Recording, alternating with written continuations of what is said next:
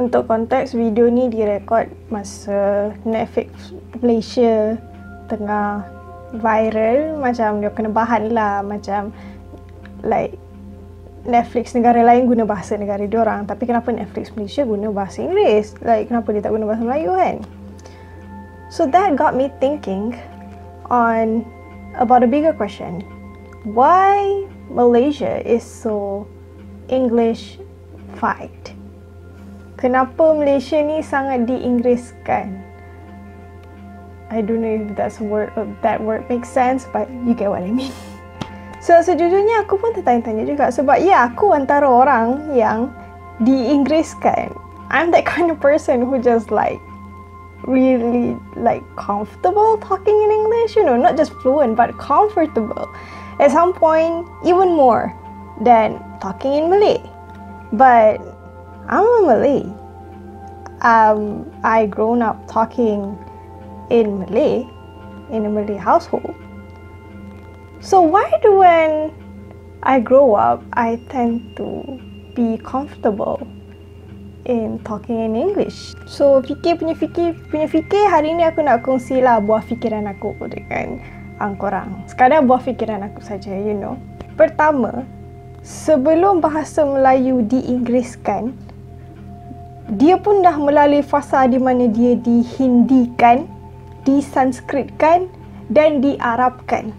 Inggeris baru datang kemudian. Ini pun sekadar pengetahuan aku secara umum mengenai sejarah Malaysia lah kan. Kita tahu kita bermula dengan pengaruh agama Hindu-Buddha kat tanah Melayu, lepas tu ke pengaruh agama Islam. Jadi sebab tu bahasa kita pun dipengaruhi Hindu, Sanskrit, lepas tu Arab. Macam contoh perkataan pahala, perkataan dosa, sebenarnya datang bukan daripada bahasa Arab, daripada bahasa yang dulu datang, yakni bahasa Hindu atau Sanskrit. Kemudiannya bila memang lepas tu agama Islam bertapak kat tanah Melayu, lagi banyaklah perkataan-perkataan yang akarnya berasal daripada bahasa Arab. Kita pun banyak gunakan syukur, sabar, tawaduk, bilal, azan.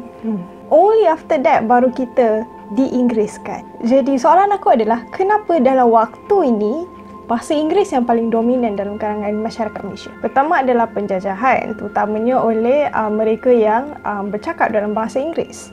Jadi disebabkan lamanya tempoh penjajahan tu, maka masyarakat Melayu adalah kesamaan, familiarity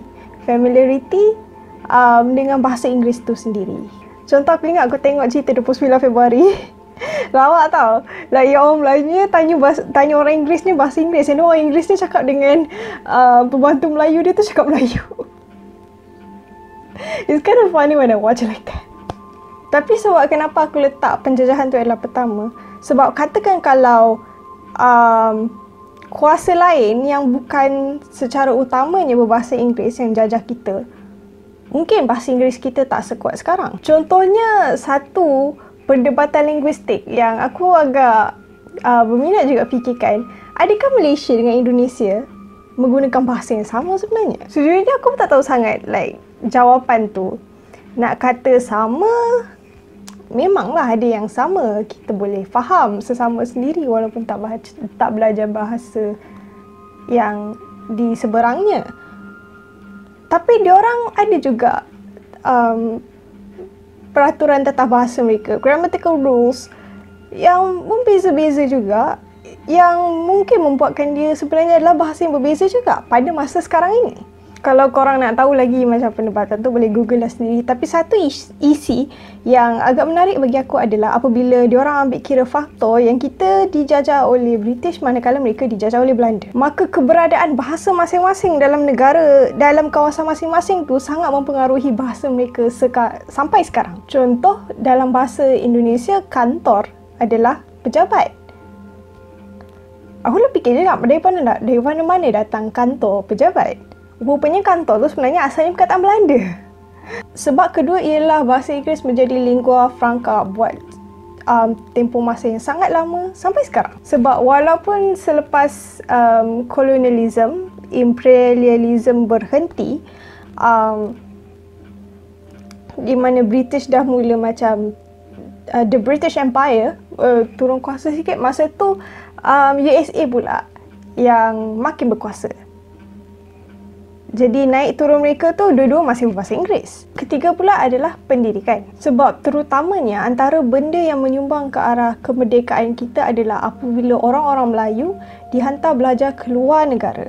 Secara utamanya di negara-negara Arab dan negara-negara Barat. Seperti yang kita tahu, kemajuan ilmu pengetahuan yang ada oleh mereka yang belajar kat luar negara ni lah yang antara penyumbang macam mana kita boleh merdeka dan boleh menghasilkan sebuah negara demokrasi. Jadi lagilah akan jelas pengaruh kedua-dua bahasa tu akan stay dekat tanah Melayu. Keempat ialah budaya orang Melayu sendiri yang agak lenient dalam bahasa Melayu tu sendiri. Aku terfikir sebab ni apabila aku berfikir kenapa ada orang bukan Melayu dekat Malaysia ni yang dah bertahun-tahun duduk sini, berpuluh tahun duduk sini tapi masih tak fasih cakap Melayu. Dan aku pun tahu ini bukan isu lama, orang pun banyak pam pasal isu ni.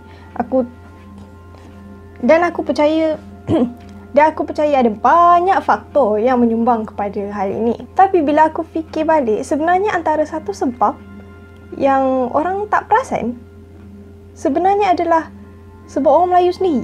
Maksudnya macam ni, kita orang Melayu, budaya kita memang, hospitality kita tinggi, memang tinggi. We are very welcoming, you know. Sampai kita bercakap dengan orang bukan Melayu pun kita sanggup alter lenggok kita untuk kasih ngam dengan orang bukan Melayu tu. Dan niat kita baik. We think we're doing them a favor.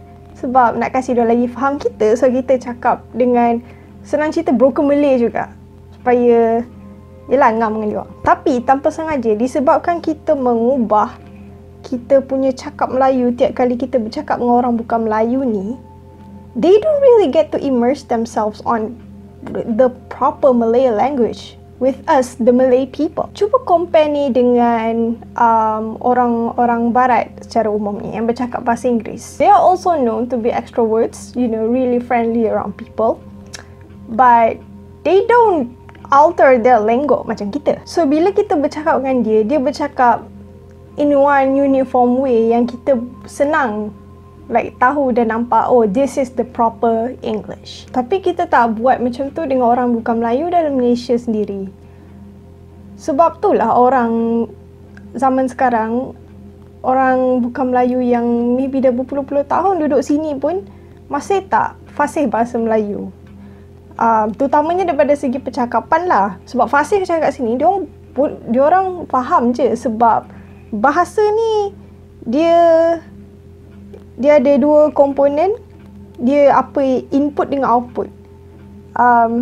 Apa yang kita boleh faham dengan apa yang boleh kita cakap. Dan kebanyakan masa kita boleh faham. Kalau kita belajar bahasa asing, kita lagi cepat faham daripada kita nak cakap balik. So sebab tu kita dengar macam, katakanlah orang Melayu pun yang mungkin belajar bahasa Inggeris, dia akan cakap, oh aku tak reti bahasa Inggeris sangat. Sebenarnya dia reti. They understand English very well. Cuma nak cakap balik tu tak confident. So that's what I'm talking about. Sebab yang kelima ialah teknologi. Point ni lebih kurang sama dengan nombor 1.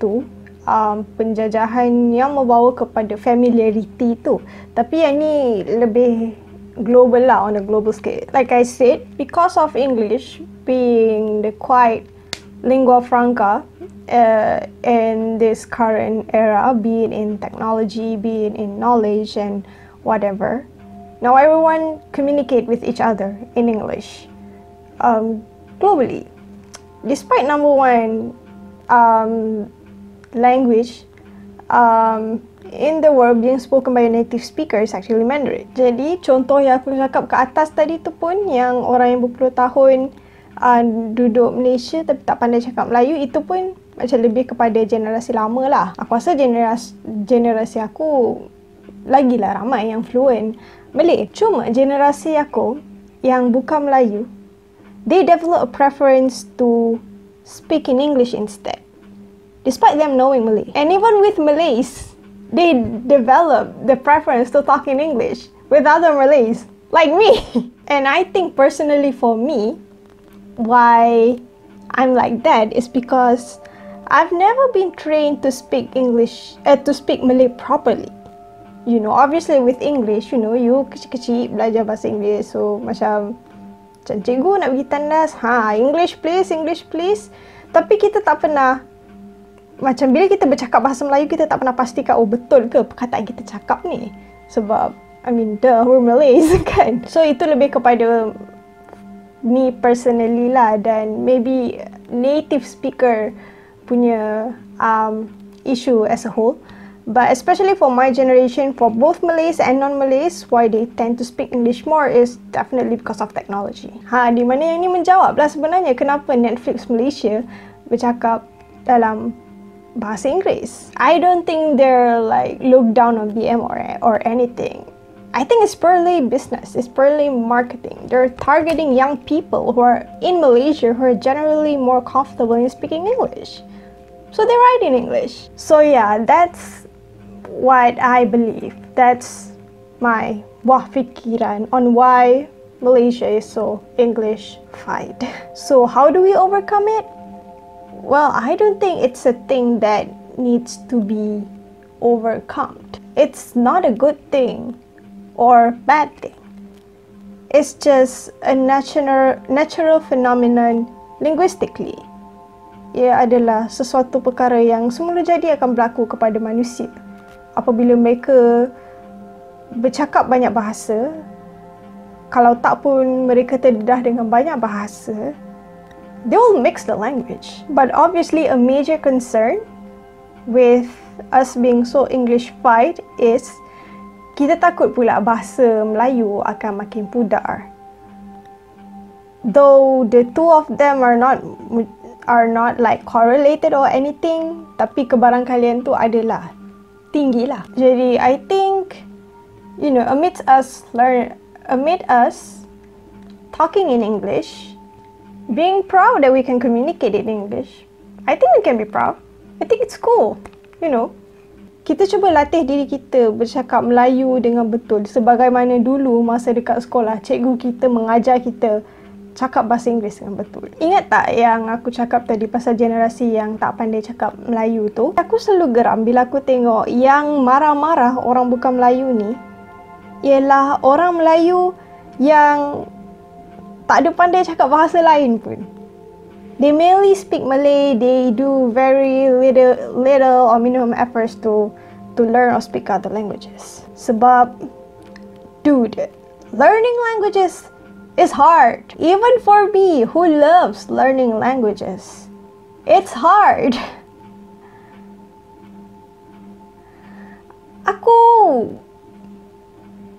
Aku belajar bahasa Arab 11 tahun kot dekat sekolah. You know the time where you're supposedly be the critical moment of learning languages. You tahu tak fasih lagi. So imagine, for non-Malays, they literally need to learn 3 to 4 languages serentak in order to survive. Dan diorang belajar tu pun jenis main campur, like tak kira grammar, vocab ke apa. Diorang belajar just untuk nak survive dalam negara kita ni. So logic lah, that leads to them being unable or not really good at expressing themselves in the Malay language, even if they want to, and I know a lot of them want to. Itu pun nak marah diorang lagi ke? To my dear Malay audiences, please do not take speaking Malay for granted. It is us who need to change our ways. Those guys have worked hard enough. Aku percaya diorang pun faham kepentingan bahasa kebangsaan. Diorang faham kepentingan bahasa Melayu. Diorang nak fasih cakap bahasa Melayu. Kita yang kena cakap Melayu betul-betul. Kalau kita nak orang bukan Melayu dalam negara kita fasih cakap bahasa Melayu yang betul. Sebab tu aku kalau tulis artikel bahasa Melayu, aku akan tulis full bahasa Melayu. Aku try lah my best untuk full bahasa Melayu. Jangan ada bahasa Inggeris. Dan sebaliknya, kalau full bahasa Inggeris, aku cuba untuk tak masukkan bahasa Melayu ke apa. Unless kalau dalam tu ada konteks yang aku perlu masukkan. Sebab tu aku cakap dua bahasa dalam video aku, dan sebab tu aku tulis ada kata dua bahasa dalam video aku. Sebab tu juga dululah kalau aku nak record video, aku akan buat literally script word by word. And yes, video-video lama dulu korang tengok aku cakap fully Malay atau fully English, aku memang dah prepare script, dah aku tengok, dah aku make sure dia punya grammar tu Because this is me in real life talking. You know, baru sekarang je lah aku macam nak try let loose a bit. You know, to show more of my real sides. And one of them is this. You know, you're listening to me talking like this. This is how I talk actually. Melayu ke English ke campur je. That's just me talking. But yeah, despite all of that, aku memang letak mindset aku untuk cuba. Sebab aku nak cakap bahasa Melayu betul-betul. Sebab aku nak gunakan bahasa Melayu betul-betul. Untuk aku, untuk kita, untuk Malaysia. So what are your opinions on this? You know, leave it in the comments. I would really love to check it out. So until then, thank you for watching and see you in the next video.